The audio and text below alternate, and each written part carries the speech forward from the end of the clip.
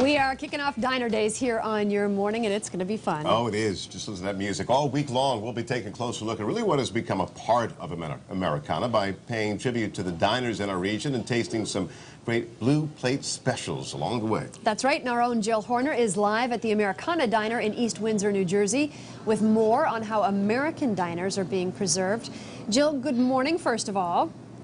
Good morning, Connie and Greg. Second of all, you know, you've already started a war. People are yelling out their favorite diner. It's almost like whose cheesesteak is better. Well, that's true, and that's something that we've found going to diners across the region, and we'll see that throughout the week. People really love their diners, and they're such a part of our lives. We all have a favorite, but this morning we're taking you to the American Diner Museum, where they work to preserve the history and culture of diners and pay tribute to the people who worked, built, and operated diners since the early 1900s.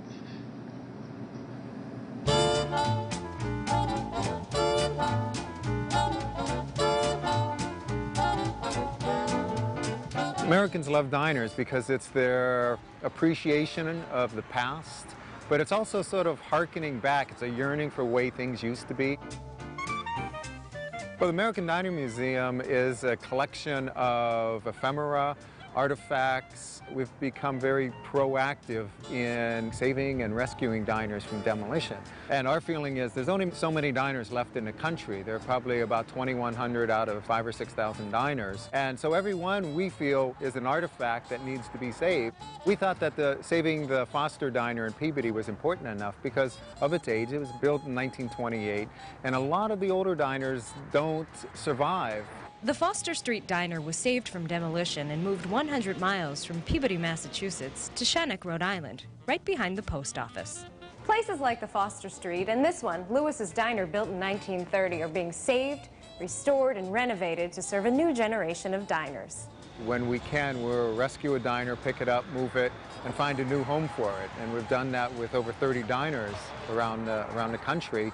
And this way, it's saving a bit of Americana for the next generations. Instead of just going to a museum to seeing a static display, it's very important to experience part of what makes a diner, and that's eating in the diner.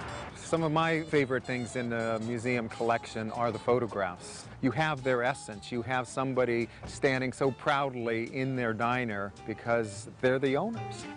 We've put together old coffee urns. We've collected booths, tables, counters, all the different style of stools. It's preservation of the artifact, but what is even more important, it's the preservation of the culture.